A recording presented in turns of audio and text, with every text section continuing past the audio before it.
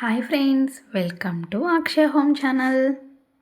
ప్రతి ఒక్క ఆడవాళ్లకు ఎంతో ఉపయోగపడే చాలా సులభమైన వంటింటి చిట్కాల గురించి ఈ వీడియోలో తెలుసుకుందాం. బ్రెడ్ ప్యాకెట్లో బంగాళదుంప ముక్కలు ఉంచితే ఆ బ్రెడ్ తొందరగా పాడవదు. యాలకులు పైన పౌడర్లా రావాలంటే కొద్దిగా షుగర్ వేసి గ్రైండ్ చేసుకోవాలి.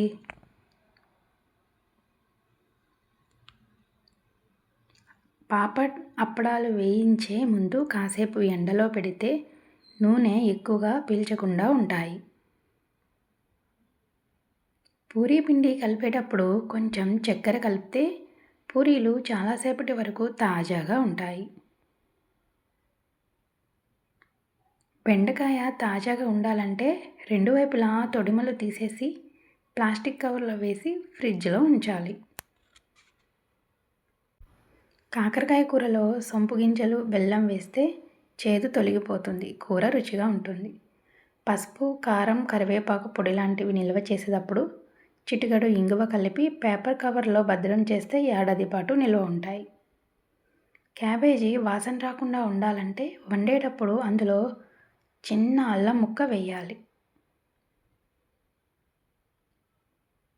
కూరల్లో ఉప్పు ఎక్కువైతే 2 చెంచాల పాలమీగడ కలిపితే చాలా రుచిగా ఉంటుంది. పుదీనా, కొత్తిమీర చట్నీ చేసేటప్పుడు కాస్తంత పెరుగు వేస్తే రుచి పెరుగుతుంది. అల్లం వెల్లుల్లిని రుబ్బేటప్పుడు కొద్దిగా వేయిస్తే ఆ మిశ్రమం ఎక్కువ రోజులు నిల్వ ఉంటుంది. దోసల పిండిలో 1 కప్పు సగ్గుబియ్యం కూడా వేసి రుబ్బితే దోసలు చిరగకుండా పల్చగా వస్తాయి. అరటి ముక్కలు నల్లపడకుండా ఉండాలంటే తరిగాక వాటిని మజ్జిగలో వేస్తే సరిపోతుంది. దోసలు పెనానికి అతుక్కుపోకుండా ఉండాలంటే ముందుగా పెనంపై వంకాయ లేదా ఉల్లిపాయ ముక్కతో రుద్దితే సరిపోతుంది. ఈ వీడియో మీకు నచ్చితే మా ఛానల్ని సబ్స్క్రైబ్ చేసుకోండి.